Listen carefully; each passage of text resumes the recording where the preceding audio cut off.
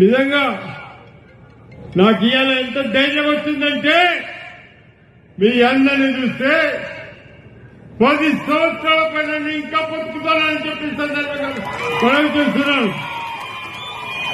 ఇక్కడే ఉంటాను, మీ సమస్యను తెచ్చుకుంటాను, ప్రభుత్వ దృష్టికి తీసుకొస్తాను.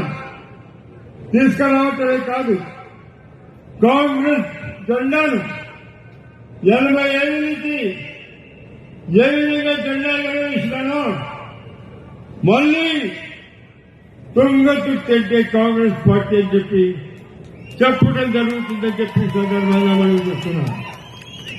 అదేవిధంగా ఇక్కడే నా కుమారుడు సరుత్తర్ రెడ్డి ఉంటాడు, వ్యవసాయం చేస్తున్నాడు, ప్రజాసేవ చేసేందుకు వస్తున్నాడు.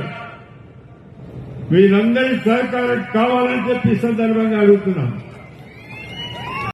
నిజంగా నాకు ఇవాళ ఎంత ధైర్యం వచ్చిందంటే మీ అందరినీ చూస్తే 10 సంవత్సరాల పైన ఇంకా బతుకుతానని చెప్పి సందర్భంగా మనం చూస్తున్నాను.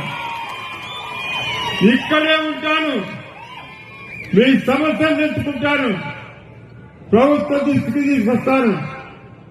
తీసుకురావటమే కాదు, కాంగ్రెస్ జెండాను 80 ఏళ్ళ నుంచి ఏ విధంగా జెండా ఎగరవేసినానో మళ్లీ తుంగతుట్టంటే కాంగ్రెస్ పార్టీ అని చెప్పి చెప్పడం జరుగుతుందని చెప్పి సందర్భంగా మనం చూస్తున్నాం. అదేవిధంగా